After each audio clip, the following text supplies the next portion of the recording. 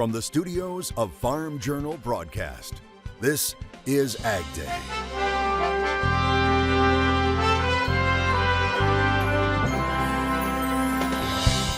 Bred for royalty. The Queen had a favorite pig, and it was Burke's. A look at a unique hog breed that now calls the U.S. home. A winter storm sets its sights on the Midwest, as we get a new look at what another trade war with China could mean for farmers. But you really just still cannot replace China. What a renewed tariff tiff could mean right now on AgDay. AgDay is brought to you by Pioneer.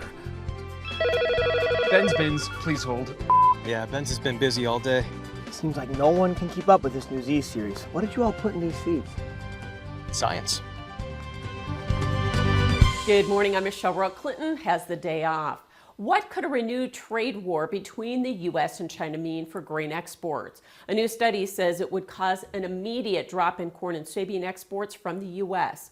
The study was commissioned by the National Corn Growers Association and the American Soybean Association, who told me there's not enough demand from the rest of the world to offset those losses. The potential impact of tariffs and trade retaliation on the U.S. ag sector is significant. The previous trade war cost about $10 billion a year in lost exports, with soybeans accounting for 71% of the decline. Under a scenario where China reverts to previous tariff levels, U.S. corn exports to China could decrease over 2 million metric tons, or 84% from baseline expectations. Soybean exports could fall 14 to 16 million metric tons annually, or 52%, hurting prices. China never got rid of the tariffs from the last trade war. They just are not collecting those tariffs. So we looked at if those tariffs were to be collected on again, what would that do? And that we found that would drop soybean prices by about 60 cents a bushel. However, with a 60% retaliatory tariff, corn exports to China could fall by nearly 90%, resulting in a 13-cent per bushel drop in prices. Soybean exports to China would drop over 25 million metric tons, devastating soybean prices. If China put a 60% tariff on corn and soy, and that would drop soybean prices by about $1 per bushel to the U.S. farmer. He says the hit to soybeans is so severe because China's the top customer for U.S. beans, accounting for over half of annual exports, and that business can't be replaced by other customers. No, you cannot make up for China. China buys about 60% of the globally traded soybeans. So there's not even a combination of countries. I mean, we couldn't put every other country together in the world and come up with the size of the Chinese market. Now, I mean, we could rearrange trade to some extent with South America, but you really just still cannot replace China. Their annual analysis shows a 10% tariff on Mexico with trade retaliation could also have a negative impact on corn and soybean prices, as they're the second largest buyer of soybeans and the top customer for U.S. corn. Meanwhile, new numbers show that China's trade with the U.S. fell to 11% of its total goods traded last year. That's the lowest since it joined the World Trade Organization in 2001. Experts say Beijing has diversified exports, favoring Southeast Asia, and for imports, it's relying more on Brazil and Australia. Another big story we're watching, it looks like areas of the Midwest are in for a lot of snow starting today. Meteorologist Jack Van Meter has an update. And one of the main reasons why we're going to be seeing those really cold winter systems start to move across the country is the fact that we're dealing with Arctic blasts of air once again. And this particular Arctic blast is going to be rather potent. Take a look at the high temperatures this afternoon. We can see Omaha only hitting 17 degrees, Minneapolis at just 16 degrees. And as we cool down for the overnight hours, we can't see that big bulk of air really shooting down and starting to deepen as well. And again, this is all going to be coming in the wake of that large system that is slowly but surely moving through the Ohio Valley region today. 4 degrees for a low temperature in Omaha. And here's a possible sign of things to come. This area of Colorado near Fairplay seeing blizzard-type conditions last week. The snow closing part of Highway 285 for a while. I'll have more on this system and what else could be on the way coming up later in the newscast. Happening later today, Congress was scheduled to court the electoral votes for president, which is required by law. It comes after the 119th Congress was sworn in on Friday. The new Congress getting right to work, conducting the election of the House Speaker, but current Speaker Mike Johnson faced a fight for the gavel after growing opposition among his own GOP colleagues. But Johnson also had the support of President-elect Donald Trump. We're going to protect our industries from one-sided trade deals, and we're going to bring overseas investments back to America's shores. That's right. We'll defeat the harmful effects of inflation, and we'll make life affordable again for America's hardworking people. January 20th is set for Inauguration Day of President-elect Trump. It was a much quieter scene in the Senate, which selected as planned John Thune of South Dakota as the Republican Majority Leader and Senator Chuck Schumer of New York for the Democratic minority. On Friday, Thune's nameplate was installed on the GOP leader's office door. This is the first time since 2007 that the name has been changed due to Senator Mitch McConnell's record-breaking 18 years as leader. 2024 will be remembered by producers as a year for overall lower net farm incomes and tightening margins. But what could this year bring? USDA Chief Economist Seth Myers says there were definitely differences between crops and livestock last year. He says crops fared worse while livestock fared better from an income standpoint. From a global perspective on grains, we've seen some things like rebuilding of soybean stocks, corn and wheat stocks, not so much. Myers says while some livestock and egg producers have benefited from animal contractions, we haven't seen a rebuilding of herds yet on the cattle side. Corn and soybeans pushed back down on Friday. I'll have the latest price action coming up in markets now. And later, a hog breed that was a favorite of the Queen of England is now in the U.S. See what makes it so unique in the country.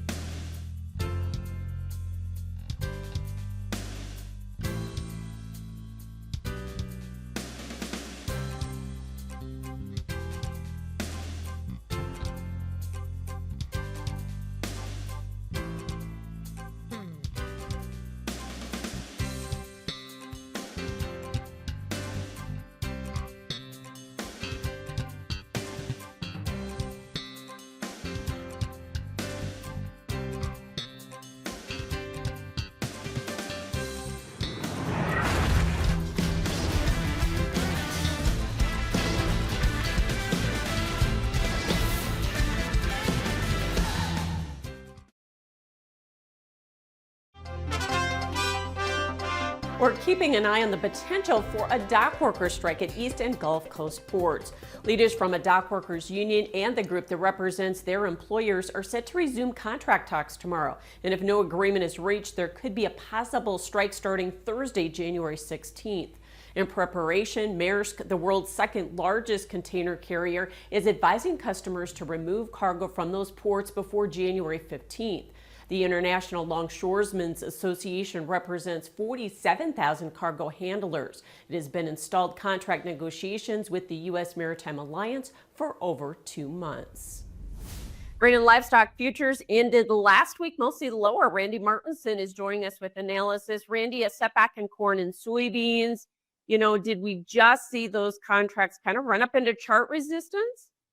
I think so. We've been, butting our heads up against some pretty strong resistance. That 465 level in the March corn has been pretty strong, and $10, that 10.15 area has been pretty strong for the March soybeans. And we just couldn't seem to get enough news to be able to propel us through those levels. And I think that just brought out a little bit of profit taking. I think we saw some hedge selling as well from farmers as they're starting to need to get product moved. It's the first of the year. They need to start generating a little more cash. So I think some farmer selling also added to the little bit of the pressure. Well, and you would expect that farmers should be rewarding this rally for sure. Was there also maybe a little positioning as we have a WASDE report and quarterly stocks coming up here at the end of the week? I think that added to it. You're looking at the data dump coming from USDA on Friday, and that I think, we're looking at the winter wheat seedings, we're looking at the final crop production report numbers coming out, and I do think that there was some positioning ahead of that.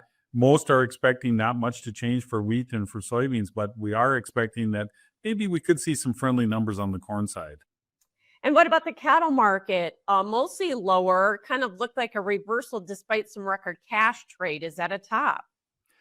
I think it's too early to say that we're seeing a top put in the market. I think we saw some positioning there as well, some profit taking. The funds are extremely long, and I think they lightened up their load here a little bit. I think they're a little bit worried about the weather. So I think right now, I think they're going to take a step back, see how things look next week. But this market is getting awful toppy. We're getting close to the highs, and I wouldn't be surprised to see some selling come into the marketplace. Was there also maybe some hedge selling? Because these are some pretty profitable levels to be locking in. Oh, they're extremely profitable levels. And I think, yes, we did see quite a bit of that. I mean, even us here, we're seeing quite a bit of interest in people wanting to open hedge accounts and start hedging their cattle just because of the prices that we're at. Yeah, no doubt. Thanks so much, Randy Mertensen with Mertensen Ag. We'll have more AgDay coming up. Watch Markets Now with Michelle Rook on the Farm Journal YouTube channel, keeping you updated throughout the day on the markets at the open, midday, and close. Find out what moved the markets today and what to expect the market to do next.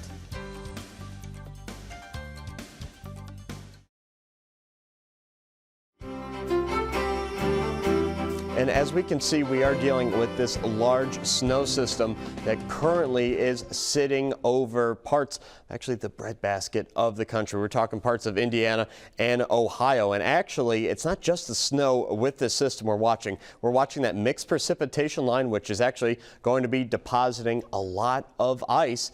And then a second threat of possibly stronger storms to the southeast. But as I put this system in motion, and what we can expect for the rest of the afternoon is that system will quickly move off to the Atlantic Ocean, and in its wake, like we were watching earlier, those cold temperatures are really going to be funneling down, and those cold temperatures also are going to turn the lake effect snow machine on of the Great Lakes. And it looks like for the most part we are going to be clearing out systems for the week. That being said, going to be pulling some Gulf moisture later in the week for that next system to start to develop. Here's the snowfall totals as of now and what we can expect happening. Looks like we have a decent corridor of heavy snow going pretty much from southern and central Indiana all the way out through the Virginias as well. So again, a very potent snowstorm is going to be expected for that part of the country as well. And also on the southern side of that system, we could also be dealing with some pretty significant ice accumulation. We can see right where those temperatures are going to be at that 32-degree mark. That's where we could be seeing a nice deposit there of ice. Look at this stretch of an inch of ice all the way out in Missouri, cutting through Kentucky as well. And again, going all the way out through Virginia as well, just kind of clipping West Virginia. So again, something we're keeping a rather close eye on. And in the wake of this system, going to just be dealing with those cold temperatures. For the west, they're actually going to be dealing with warm temperatures. Let me step out of the way from this map here. And as we can be seeing over Washington, D.C. area, yeah, pretty much have that bullseye of freezing January temperatures. Newcastle, Indiana, a high of 24 degrees and a low of 16 degrees. Mostly cloudy conditions there. Rugby, North Dakota, we're talking a high temperature of just 5 degrees and low of -11. And finally, Howard, Wisconsin, 18 degrees, low of 6 degrees. It was a race to the finish again in 2024 in the used equipment market. Machine Repeat has a wrap-up next. And later, meet a hog breed that many say is 3 times smarter than the average dog.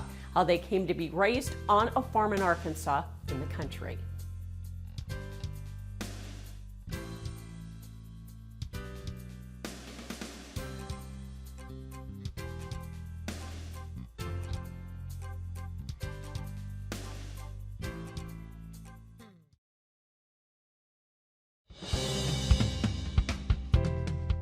December is typically a big month in the used equipment market, and as Machine Repeat explains, last month is no exception.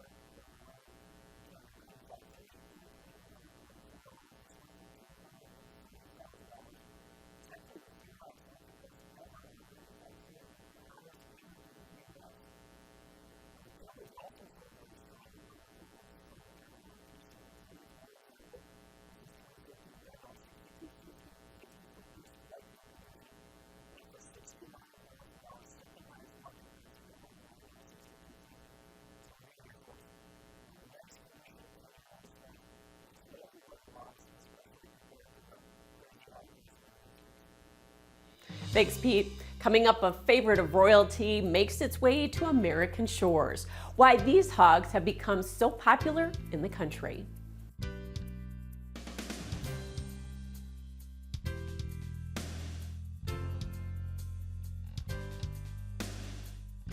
AgDay is brought to you by Germinator Closing Wheels. Germinator steel closing wheels provides a 13 bushel advantage per acre in no-till and a 7 bushel advantage per acre in conventional. Do you have enough room in your bin to switch to the Germinator?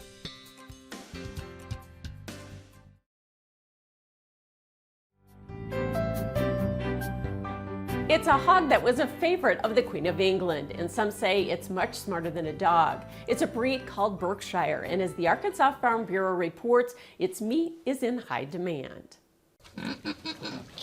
One of the queens of England really liked Berkshire pigs. That's why they bred them, was for her. The queen had a favorite pig, and it was Berks, so there was an actual hog farm on the grounds. Berkshire meat was preserved just for nobility. This one right here comes from the Rumbolds line out of England, so she's a lot of what we're carrying in some of her offspring to be our main sows on the farm. This is a retired chicken house. It's had chickens in it 35 to 38 years, and the past 2 years we've been growing our hog farm here.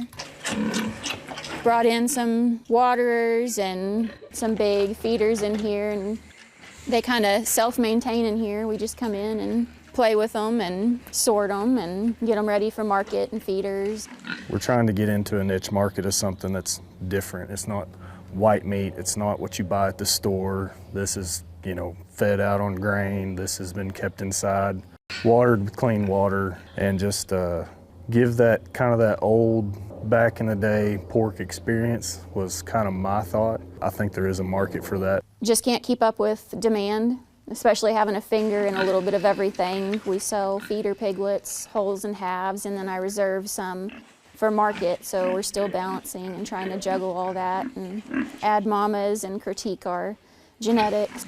The goal here is to get back to some of that old heritage style pork, the redder meat. More flavor, more fat in the muscle. So like when you cook a pork chop, it doesn't just dry out, but you can cook it through pretty decent.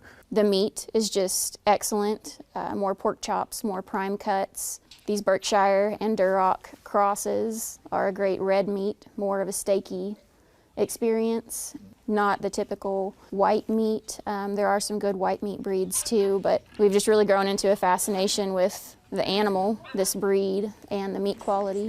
Man, I'd like to run 300 to 600 dogs a year. I really would, but I don't know if that's feasible yet or not. I'm trying to get to where I sell to the public. If a restaurant or store wanted some, yeah, I'd sell them too. But as far as just your common person coming out here and hey, I would like some good heritage pork, well, 10-4, we can get you fixed up. Other than the quality of meat they can produce, they're so smart and intelligent, and they really are clean animals if you give them the room. Their intelligence and their wit, they're just a fascinating animal. 3 times smarter than a dog.